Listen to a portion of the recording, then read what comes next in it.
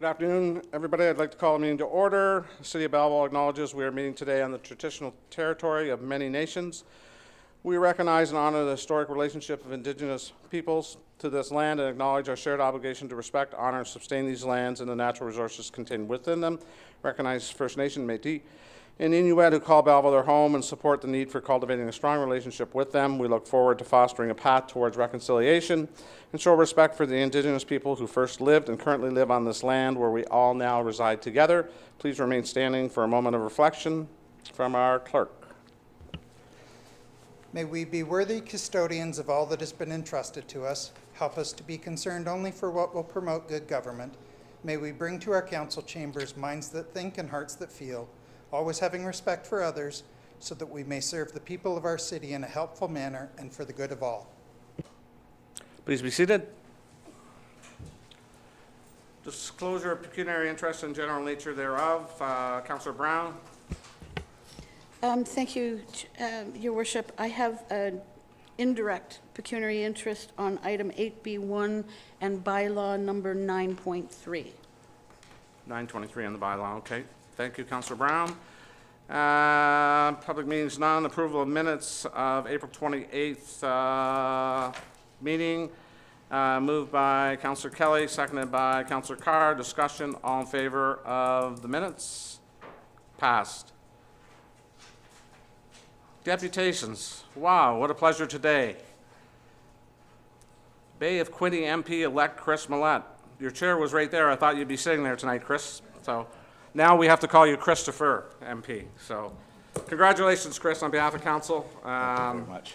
You're moving up, or moving down, I think, to be honest with you. I've been there, so, but we'll talk about that later. So the floor is yours, MP-elect. Thank you, Your Worship.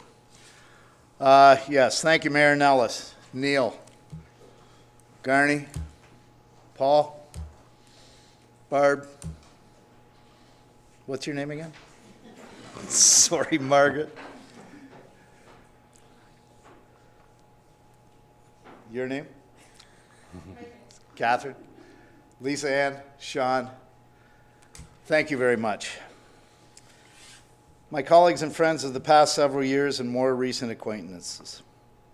This is not how I had envisioned leaving you. I'd fully expected to have done so in a much less formal setting and over something cold and wet, but here we are. I want to try and put into words what this past 6 years has meant to me and what working with all of you here have shown me. To the men and women, my friends around this table, and the phenomenally gifted and talented staff who make our lives so much easier and the lives of our residents so much better. For some here, our first acquaintances came about when you may have been the subject of something fun or witty I'd written about you in the Daily Intel.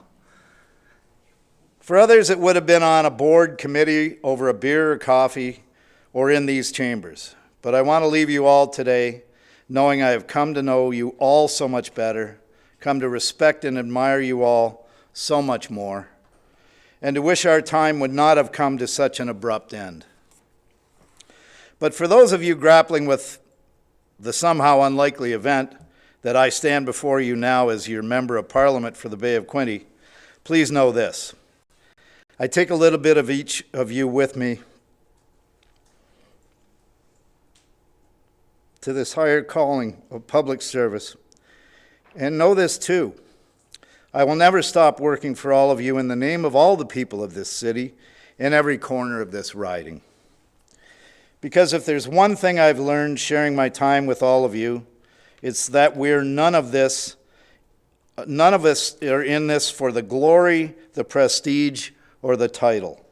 We do this for our neighbors, our friends and family, who call this glorious corner of Canada home, and for which we ought to be immensely grateful and proud that we call Belleville and the Bay of Quinte home. Yes, regardless of which chamber we will sit in going forward, we've faced and will continue to face immense challenges for our unhoused, the housing affordability crisis that plagues our communities, and the ongoing uncertainty of living next to a country that used to be our friend and neighbor, but whom we now scarcely recognize. But I want to tell you, I will always come home to Belleville, to the Bay of Quinte, and to you all here to seek your advice, to listen to your concerns, and to count on the friendships forged in these four walls to put wind in my sails and inspiration to do better for us all when I'm your representative in Ottawa. To say that I'm excited to be taking on this challenge at this stage in my life would be an understatement. To say that I'm chuffed about the time I look forward to in Ottawa in just a couple of short weeks when the House of Commons resumes would also be an understatement.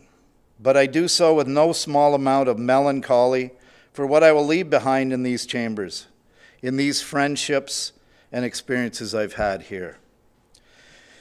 To work in such a collegial and cooperative setting is truly a gift, and it can only be so as a result of the dedication and resolve of each and every one of you here, committing as we have to pulling on the same oars and rowing as one over the past term. It is no small feat, and one which I will no doubt long for when collegiality and cooperation are in short supply in Ottawa. So I bid you farewell, never goodbye, but do so with a wish that you all maintain this committed and admirable course of always looking out for the least among us and what's best for our city. For the residents of Belleville, I bid you all peace and thanks from the bottom of my heart. Cheers.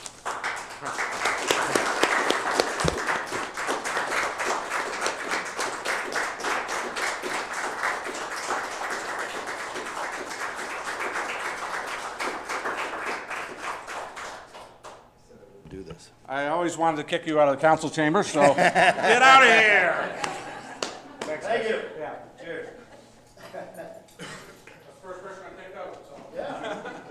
I've been kicked out by other mayors. We won't go there.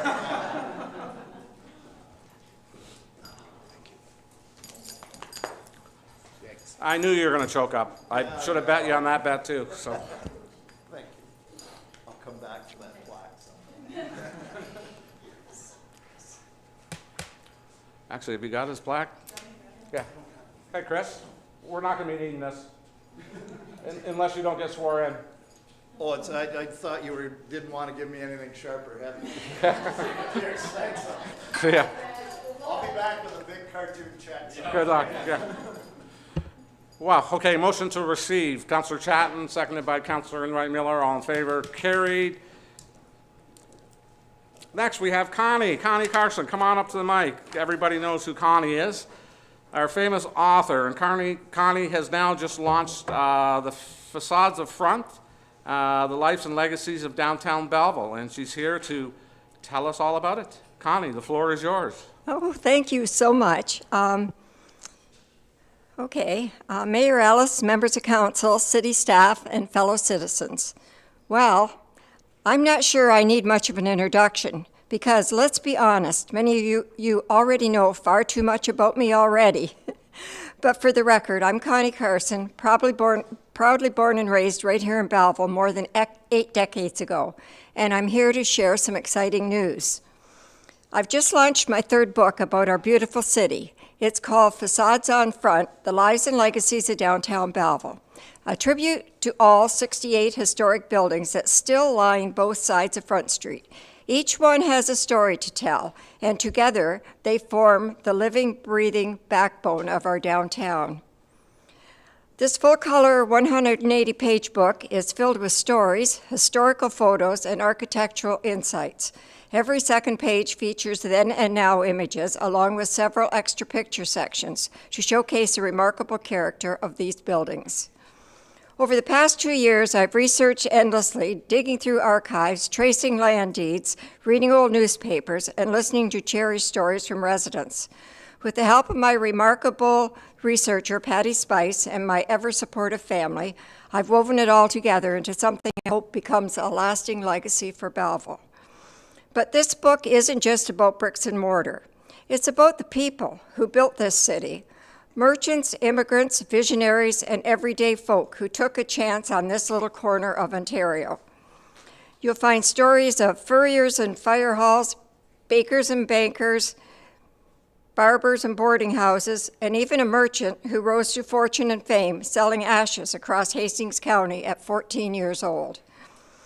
It also honors those who fought to preserve these buildings, our restoration heroes. Thanks to them, more than half of these buildings have already been restored or are currently being brought back to life. Facades on Front is more than a nostalgic stroll down memory lane. It's reference a book, a conversation starter, and a community resource. I hope it will be of value to students, historians, planners, and especially visitors who want to understand what makes Belleville downtown so special. One of the best parts of this journey has been my Facebook group called Sharing Belleville Memories, which now includes over 15,500 members. Their stories, photos, and passion for Belleville were a huge inspiration. Looking ahead, I'm generally excited to explore, with the Belleville Downtown Improvement Association, how these stories and images will help draw more people into our downtown core. Whether it's through walking tours, storefront displays, murals, or QR codes, I believe we can use history to build connection, attract tourism, and support local businesses. Thank you for all you do to support our city. May this book spark curiosity, bring joy, and remind us all of the value in preserving the legacy of those who came before us. It is my honor to present a copy of Facades on Front to City Council, the Belleville Library, and another to Community Archives, so that even long after I stop giving speeches like this one, the stories will still be here. To the Chamber of Commerce, the Downtown District, and the City of Belleville, thank you for your encouragement. And to the people of Belleville, this one's for you. I also have one more thing to leave with you, that is the idea of reimagining the Upper Bridge, a bridge I have walked, ran, roller skated, biked, and driven over literally thousands of times. And I have a few ideas. Thank you so much. Thank you, Connie. Any questions? Councillor Chapman. Thank you, Your Worship. Not a question, Connie, welcome. And I have your 2 books, as you know. My parents have your 2 books. My children have read your 2 books with me. I can't wait to read this one. It is a phenomenal conglomerate of all of these amazing stories about our downtown core, and really does give a very strong sense of what community is about through your pages. So thank you for what you've embarked upon in doing these and writing them, and the countless hours. I can't imagine how much it has dominated your time, but so grateful that you've done it. Thank you. It's a labor of love, believe me. Of course. It got a bit frustrating, though, when I had to do all the research, and I love telling stories, but I'm not a great researcher, so that's where Patty Spice came in, my researcher extraordinaire, and did all the hard work. Thank you, Connie, and thanks for the donations to the books. They'll be well read. Okay, thank you. Oh, Councillor Sue, did you have a question? Connie, I think Thank you. Councillor Sue has a question. Thank you, Your Worship, and thank you. I would like to extend my heartfelt congratulations and sincere thanks to you, Connie, for your remarkable contribution to our community. I'm not sure you remember, I ran into you by chance at Denny's restaurant a few years ago, and I bought a copy of your first book, and I love your book. Thank you. And your book, which beautifully captured the rich history, stunning architecture, and unique spirit of Belleville through detailed research and captivating photographs, is true gift to our city. This work will not only preserve our heritage for future generations, but also deepen the pride we feel for the place we call home. Congratulations on this outstanding achievement. Thank you so much. Thank you. A question, Barb, do you have? No, I just have a comment, if I may, Your Worship. And hi, Connie. Barb. Connie and I go way back. I just want to thank you so much for preserving our history. No one else can do it like you can. I have the books as well, and I'm so looking forward to this new book. And you are a treasure to the city for your written word and everything you've done to bring Belleville back to life. So thank you very much for all the time, and I know it's been a labor of love for you. Thanks, Thank Connie. you so much. Motion to receive, Councillor Brown, Councillor Chatton, all in favor. Carried. Correspondence from Thrasher's Garden Center on May 7th, 25th for declaration of a municipal significance, moved as read, moved by Councillor Chatton, second by Councillor Enright Miller. Discussion. All in favor? Carried. Before I ask for a motion to go in committee of the whole, I want to point out that we have a new director with us today. Director of Community Service, Carrie Lamb, is here today. So nice to see you. Welcome to the city of Belleville. And I need my skates sharpened. No, yeah, thank you. I'll leave it at that. I told you I wouldn't center you out too much tonight, right? So that's just short. So, okay, I need a motion for committee of the whole. Councillor Rising going to committee of the whole at 4:15 p.m. to hear and consider reports with passing recommendations and resolutions with Councillor Enright Miller in the chair, moved by Councillor Kelly, seconded by Councillor Chatton. All in favor? Carried. Thank you.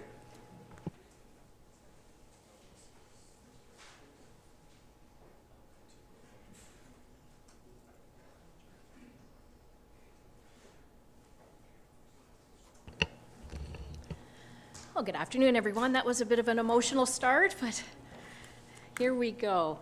I'll start with 8A reports. The agenda shall include under reports items that warrant individual attention from council. 8A1, declare Ward 1 council seat vacant. And the resolution reads that pursuant to the City Clerk's report number CC 2025-06, declare Ward 1 council seat vacant, that council declares Councillor Malette's Ward 1 seat to be vacant, and that a report on options to fill the vacant Ward 1 council seat be brought forward to the May 26, 2025 council meeting.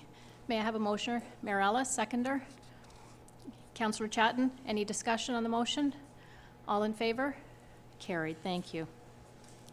8A2, City of Belleville 2026 Capital and Operating Budget Timeline and Community Engagement Strategy. The resolution reads that council approve the recommendations of the Finance Committee as outlined in the Director of Finance/Treasurer's Report number DF 2025-7 and approve the 2026 Capital and Operating Budget Timeline and Community Engagement Strategy. May I have a motion? Councillor Kelly, seconder. Councillor Carr, any discussion? All in favor? Carried. Thank you. 8A3, Animal Impound Fees. The resolution reads that pursuant to the Manager of Bylaw Enforcement's report, number MBECS 2025-10, re Animal Impound Fees, the animal impound fee be raised from $52 plus $25 for each subsequent offense to a maximum of $100 to $100 plus $25 for each subsequent offense, plus $25 daily care fee for the extent of the 5-day redemption period excluding impound day, and that the appropriate bylaw be brought forward to amend the current fees and charges bylaw. Can I have a motion? Councillor Brown, seconder. Councillor Chatton. All in favor? Carried. Sorry, was there any discussion? I take it not. Thank you. Councillor Thompson, you sure? Okay, thank you. 8A4, council request for staff report on matters regarding Belleville Fire and Emergency Services. And the resolution reads that the Director of Fire and Emergency Services, Fire Chief's Report number FES 2025-2, council requests for staff report on matters regarding the Belleville Fire and Emergency Services be received. Can I have a motion? Councillor Carr, seconder. Councillor Brown, any discussion? Councillor Carr. Yes, thank you, Madam Chair. Got some questions and a few comments, and thanks to the Fire Chief for providing this comprehensive report to some inquiries that I had. I'm just going to go through the questions if I could, and I'll try to fire these quickly. With respect to question 2, Madam Chair, can the Fire Chief please remind Council the rationale for the increase in FTE staffing levels for 2025? Chief Smith. Through the chair to Councillor Carr. Increases up to the 78 were twofold. So there was the closure of fire dispatch and the fire master plan. Okay. Thank you, Madam Chair. And with respect to question 3, which gets into overtime, my first question is actually to the clerk. And I was wondering if the clerk could advise council if the city has any internal records collection and retention policy beyond any legislative requirements? I'll ask the clerk to respond, please. Matt? Sorry, I'm looking the wrong way. Through the chair, the city does have a records retention policy, which I believe council adopted in 2024. The particulars we'd have to go look at with respect to anything like that. Okay, thank you, and I'm glad we have the policy in place, because clearly there's some records that are missing, and obviously it comes down to collection and retention. Through you, Madam Chair, if the fire chief could confirm whether the Belleville Fire and Emergency Services relies on overtime to fulfill its operational requirements. Chief Smith? Through the chair to Councillor Carr, overtime is utilized whenever we have minimum staffing requirement shortages. If I could, Madam Chair, I got quite a few here, so with your indulgence. When can the volunteers be utilized in the urban response areas? Chief Smith? Through the chair to Councillor Carr. Volunteers can be utilized within the urban area under a couple of different circumstances. So one being when a general alarm is called, so when the callback of all full-time staff has happened. The other would be if there's specific resources that we would require within the urban area. So for example, if there was a need for tanker assistance for additional bulk water supply, we could call on them for that scenario. Okay, thank you, Madam Chair. And then just looking back to 2023 and 24, I see that there's much better records retention than there was previous to that, and I'm sure that the timing aligns with the current chief and what's being recorded, so I appreciate that. The length of callbacks are a lot at the 4-hour mark, and can the chief confirm that callbacks, it's a minimum of 4 hours, even if the time is much less than that? Chief Smith? Through the chair to Councillor Carr, yeah, the 4 hours is a minimum requirement per the collective agreement. Okay, and then through you, Madam Chair, can the fire chief explain how callbacks are determined? For example, what's the threshold where a crew or a platoon would be out at a call? How much time elapsed, or what are the thresholds before other full-time firefighters are called back on overtime? Through the chair to Councillor Carr. So there's a varying answer to that. So a callback can happen for a large incident where more resources are required. It can happen where there's multiple subsequent alarms going on throughout the city, so just running out of resources, or for extended periods of time. So if personnel are tied up on a scene and we know that we can't release them because they're committed there, then there will be a callback should we fall below minimum requirements, which would be one pumper. So we like to keep one pumper available. If all three are tied up, it'll initiate a callback. So if I could, just to follow up, Madam Chair, through you to the fire chief. So if crews and equipment are on a call and tied up at a call for a period of time, there is actual equipment still available for the firefighters that are coming in on a callback? Through the chair to Councillor Carr, yes. So we have spare pumpers available in the stations. Okay. So they're utilized typically for a callback, for large incidents or multiple incidents going on in the city, or when vehicles are out of service for maintenance. Okay, thank you. Madam Chair, I'm just moving on to question 4 now. I apologize, there's a lot of information here. Volunteer firefighter complement appears to be averaging around 10 fewer than in previous years, according to data sets I've seen. On average, it's around 50 volunteers. I know from the time when I returned to this place in 2014, it's been consistent at around 50 volunteers, and then it seems to have fallen off. Through you, Madam Chair, can the fire chief advise council what is the ideal number of volunteer firefighters to ensure availability and appropriate response times? Chief Smith? Through the chair to Councillor Carr, very difficult answer to give. So we don't have a set number of firefighters within the rural complement. It's not a number that's been set by council or through collective bargaining. It's really based on availability. So that's why we really do focus on trying to get people that are shift workers, people that do work days, people that can leave work, people that are self-employed. We really try to have a good flex within that group of where our volunteers are working. As far as what number is ideal, we shoot between that 40 to 50 number, and we fluctuate up and down just based on trying to retain. Okay, thank you. In terms of question 6, which pertains to recruitment, and then include geographical locations, when the consultant was here doing the presentation on the fire station relocation study, there was a display of a heat map where volunteer firefighters reside, and the majority were located in Ward 1. There was quite a few, actually, and this can directly correlate, obviously, to longer response times. Can the fire chief advise council as to whether it is a priority of the department to recruit in a method that improves rural response times? Chief Smith? Through the chair to Councillor Carr, absolutely.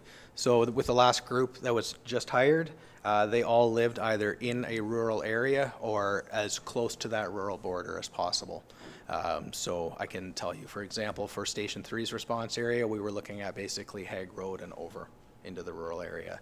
And then to the north, we were looking in the northern subdivisions. We were accepting people based on that geographic area, as well as it's a little bit closer to the Harmony Road station. Specifically, if we could hire people within the rural area, we were definitely doing that. That's great. That's great to hear. The report notes, with regards to question 7, the staff are working on improving the department response notification application to merge rural and urban profiles to increase efficiencies and allow all responders across the department to see real-time data of who is responding with ease. I think that was something that was highlighted both in the fire master plan report and also in the fire station relocation study. Through you, Madam Chair, can the fire chief advise council when this would be fully implemented? Through the chair to Councillor Carr, we're in the last phase of it. So just working with our service provider, and just basically need over the next few weeks, hopefully, just make the change. So we can see everything right now. It's just a lot easier. It's flipping between 2 different accounts is what it comes down to. So it's going to make it easier to operate, and we're just in the final stages with the service provider now. Okay, that's excellent, Madam Chair. And I'm moving along here. Question 10 refers to, let me just get to it in the report, about how do we improve communication. And the report notes that overall response time from time of page to time on scene is the overall data collected. Can the fire chief confirm that this is the recommendation regarding FMPA 1720? Chief Smith? Through the chair to Councillor Carr, I don't know that I completely understand. Well, I guess what I'm saying is that in the through you, Madam Chair, through the report, you refer to the fact that the overall response time from time of page to time on scene is the overall data collected. And in there you say that NFPA, well, I'll read it, the response data collection from time a volunteer leaves their home, workplace, or other location to the time they reach the fire station is not response data that is tracked as per NFPA 1720. So does that policy refer to the fact that what should be tracked is from the time of page to the time on scene? Sorry, correct. I think I understand. Yeah, so that is the information that we do collect, is time of page to the time on scene. Where it becomes a little bit different is in the urban setting, it calculates different pieces of it along the way. So the turnout time out of the station, obviously we can't do that in the volunteer setting because they're coming from everywhere. So It was just outlined, basically, that's the data that we collect. Okay, thank you. And Madam Chair, I'm just going to conclude here. So question 11 that I posed was for illustration purposes, and the chief made it very clear that it wasn't a recommendation for a full conversion to full-time response. But I think it's important to know that this information and some of the calculations that were included were based on the current minimum urban levels, staffing levels, and it goes on to read that to expand or contract beyond the proposed would require a level of service change, and every time we've done a level of service change, there's been corresponding increases to the budget and also the tax impact. So where we've seen the expansion to date, there's been corresponding changes to the staffing and also increases in staffing levels and taxes. And considering that the Belleville Fire and Emergency Services has a tanker with pumping capabilities, I'm always concerned that should that be converted, then certainly there would be issues in terms of how that is serviced. The fire master plan and the fire station relocation study made it abundantly clear that there were findings, particularly in relation to rural response times, were informed on significant data gaps. And this is problematic when council should have a complete picture in determining service levels, which theoretically is within the sole purview of city council. And I appreciate the fact that the chief has inherited some issues in terms of data collection and retention, and based on the report and what we're hearing today, those are being corrected, which is great to see, and I think it'll give a more complete picture. These studies have and continue to result in urban service creep, which has contributed to higher budgetary costs over time and subsequent increased tax impacts. More recently, the consultant for the fire relocation study has suggested that Station 4, a wholly volunteer station, would be relocated further south and be staffed with full-time firefighters. Now, this hasn't been a recommendation to come to council, but that is something that the consultant has suggested. And this is based on rural response times, which were in some respects missing, and recruitment drives, which has resulted in a lot of rural firefighters up until more recently residing further and further from their responsible coverage areas, and therefore impacting those response times. And I think it's also important to note that, when you start looking at that urbanization creep up into the volunteer area, we have to be mindful of collective agreements and the no contracting out clause, which is very well known and has the implications of squeezing out the volunteers even more, which then has cost implications on top of it. Other municipalities run with an urban-rural mix, seem to be able to provide not only an effective fire and emergency services, but one that is fully integrated and cost-effective. And that's where my concern lies, and it is important that City Council see the big picture versus making decisions in piecemeal or isolation, only realizing the impact much after the fact. The taxpayers expect the prudent and efficient use of their tax dollars. So I think as we move forward, particularly as we see the relocation study and the implications it'll have on our resources and our taxpayers, that we need to be mindful of that these decisions aren't coming in isolation, that we see the full rollout and the implications that could come as a result. Thank you, Madam Chair. Thank you, Councillor Carr, for the questions, and thank you, Chief Smith, for the report. It was well thought out and very well done. Thank you. Any other questions for Chief Smith? Councillor Brown. Was that Freudian for Chief Smith? Thank you, Chair. Actually, the question is, we saw the preliminary work from the consultants on the relocation study, and I'm just interested in knowing if there's any update in terms of when we might expect that to come back to council. Chief Smith. Through the chair to Councillor Brown, needed to get through this report first. So there's a lot of work put into this one, and we'll be refocusing back into the station location study with hopefully some recommendations coming. To date, I don't have a date yet, but we'll get one. Yeah. Thank you. Any other questions? Can I ask for the vote? All in favor? Carried. Thank you very much. 8A5, sole source request, membership agreement with the Quinte Economic Development Commission. And thank you. Seconder, Councillor Chadden, all in favor? Oh, discussion, sorry. Councillor Carr. Thank you, Madam Chair. Through you to the Manager of Economic Development. In the new agreement, is it possible to have a provision in place that QEDC provides results on plans and activities as part of the budget process? And the context for the question is when we have these organizations that come in with the multi-year budget allocations, typically council isn't seeing the results that have gone on the year previous for money that has been spent, and also the plans and what they're anticipating in terms of results with the money going forward. Is there a way that we could formalize that to make sure that that's occurring at budget time? Thank you. Is that Manager McGuire? Through the chair to Councillor Brown, yes, I can definitely make that recommendation. Councillor Carr? Yeah, that's okay. We're all throwing aliases around today, so that's great. Thank you, Madam My Chair. apologies. No problem at all. Thank you very much. Any other discussion? No, all in favor? Carried, thank you. Consent items, 8B. Council may adopt consent items by one motion, but prior to consideration of such motion, members may request that specific items be removed for consideration under such motion, and council shall consider such items individually. And I'll go around the table, I'll start to my, yay, okay. Councillor Kelly. No, thank you. Mayor Alice. No, thank you. Councillor Chatton. No, thank you, Madam Chair. Councillor Brown. No, thank you. Councillor Sue. No, thank you. Councillor Carr. 8B and 8B3 and 8B4, please. 8B3 and 8B4, thank you. Councillor Thompson? Oh, thank you. Then can we have a motion to accept all but 8B3 and 8B4 as read?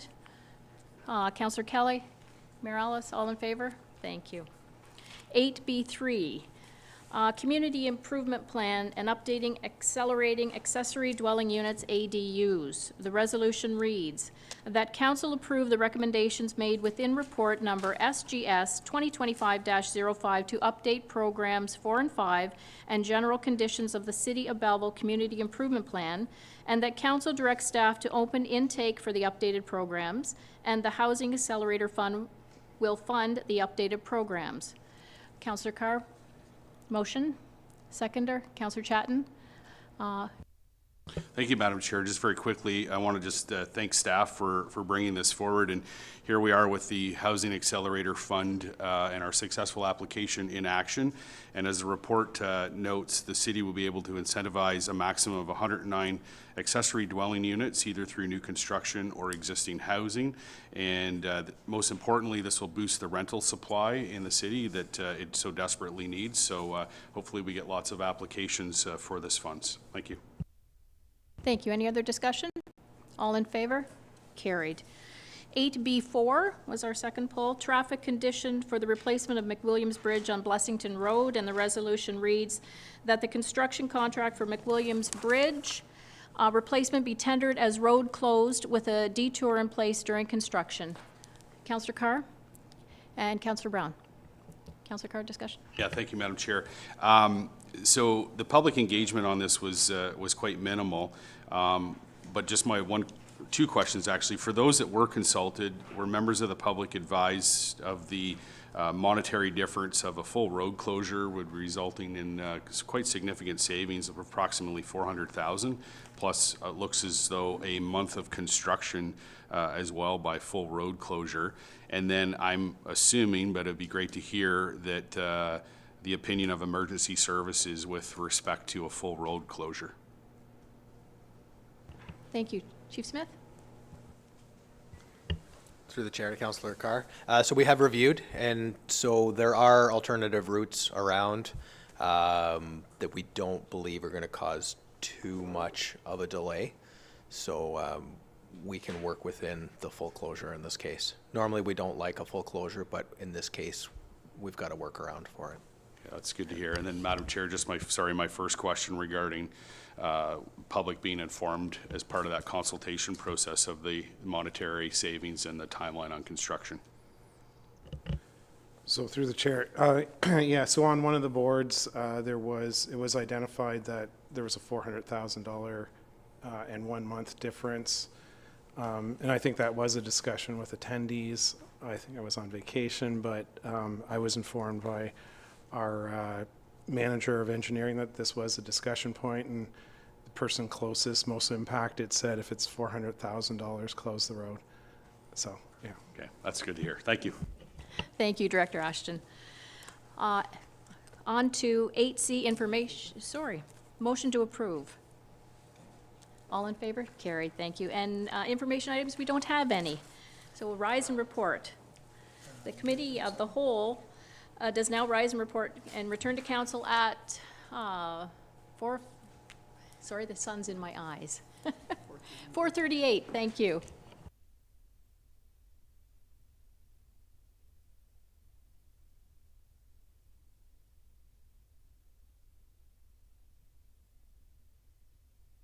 Thank you, Councillor Enright Miller.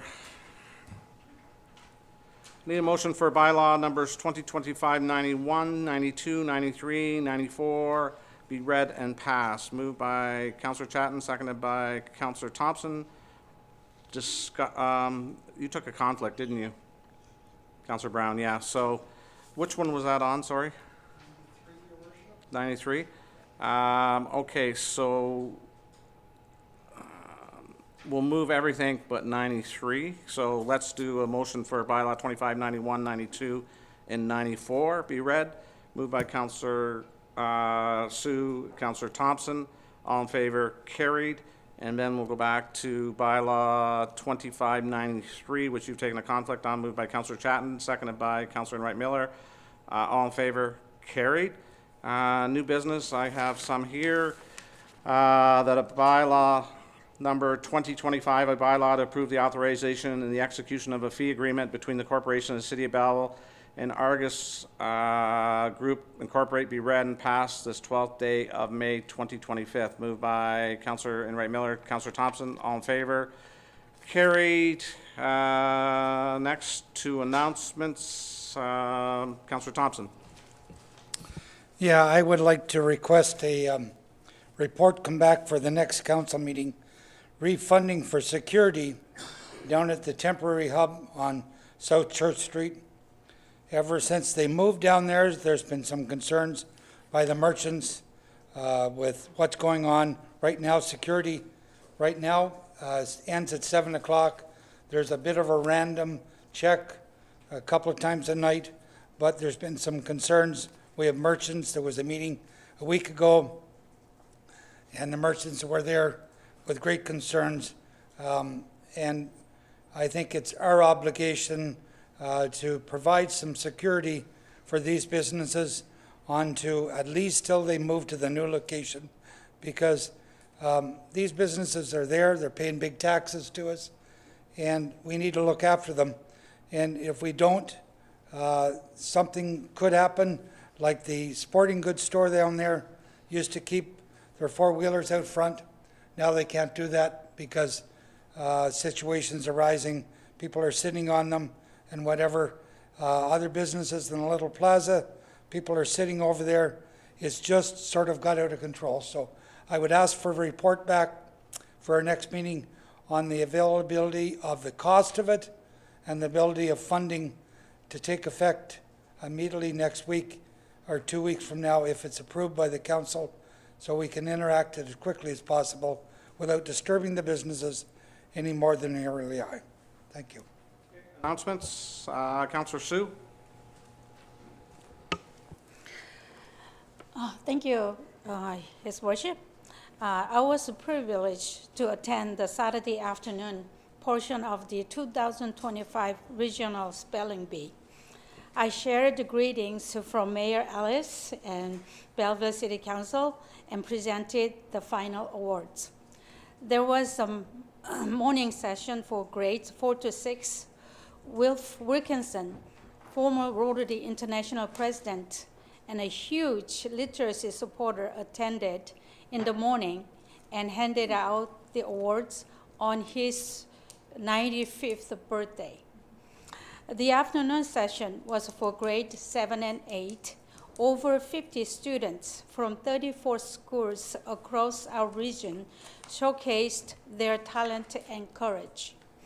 The event, now in its 11th year, was hosted at Bayside Secondary School by 8 Rotary clubs, including Belleville, Trenton, Quinte Sunrise, Sterling, Camberford, Brighton, Wellington, and Coburg, and has a dozen local business sponsors. The auditorium was filled with enthusiastic supporters, family, and friends who held their breath as the words got harder and harder. It was an incredible competition and a nail-biter right to the end. In my books, every one of the participants was a winner. Thank you. Thank you, Councillor Sue. Councillor Kelly. Oh, Councillor Brown, sorry. No, Councillor Kelly. Councillor Kelly. Thank you, Mayor, through you. Some good news to share tonight. This past weekend at Jane Forster Park, there was the Huntington Disease Walk. 75 people turned out, myself representing the Mayor's office and the Mayor's wife, Sue, was at it. Also MP-elect Chris Malette and Belleville Fire and Emergency Services. Some money raised, but more importantly, awareness.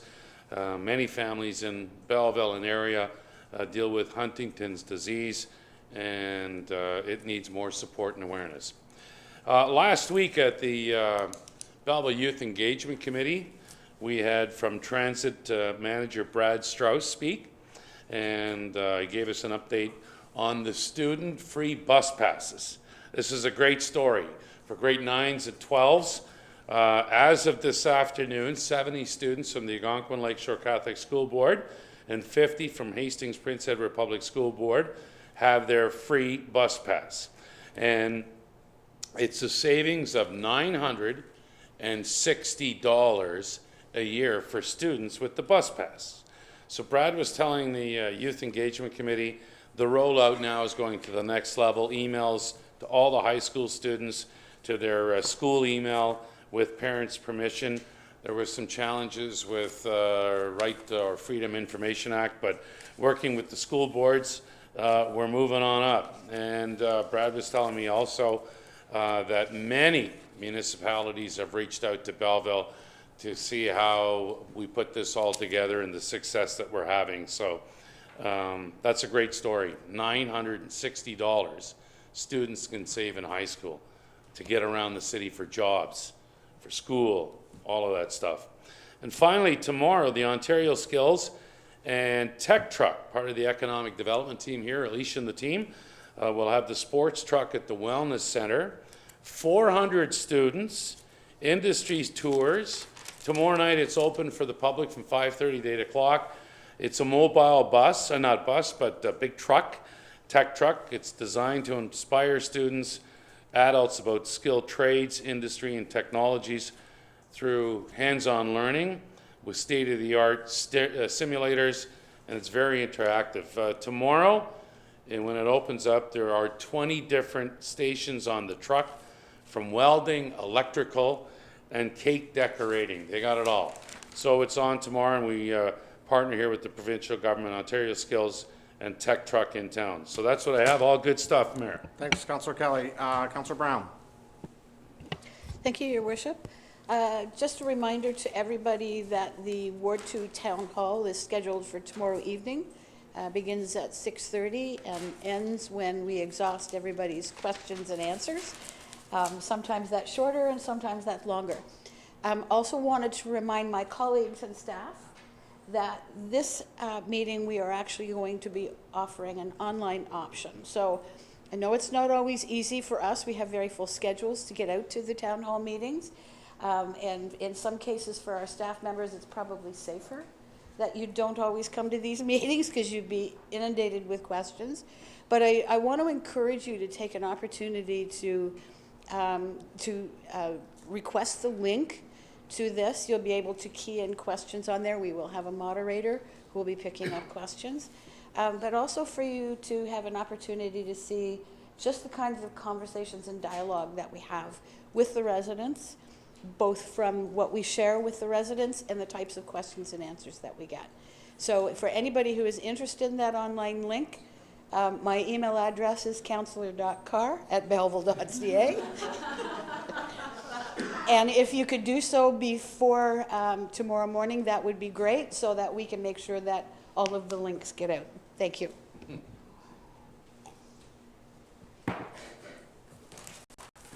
Anybody else? Seeing none, I just want to congratulate our CAO, Matt McDonald, for a couple things today and embarrass him. He received a 15-year pen from the Canadian Association of Municipalities, or Association of Administrators. Yes, I'll get that one right. Congratulations, you've been in business now 15 years, Matt, and you're leading the organization, so that's an accomplishment. And I think another thing that you're going to kill me tomorrow, but a happy birthday to Matt. It's Matt's 50th birthday today, so. I said 50, 45, I think, so happy birthday, Matt. Happy birthday to you. Happy birthday to you. Okay, I need a confirmation bylaw. Bylaw 2025-95, to confirm the proceedings of council meeting held on May 12, 25. 2595 is the bylaw, moved by Councillor Chapman, seconded by Councillor Sue. All in favor, carried. And motion to adjourn. Councillor Kelly, Councillor Carr, all in favor, carried. Thank you, everybody. Thank you, staff.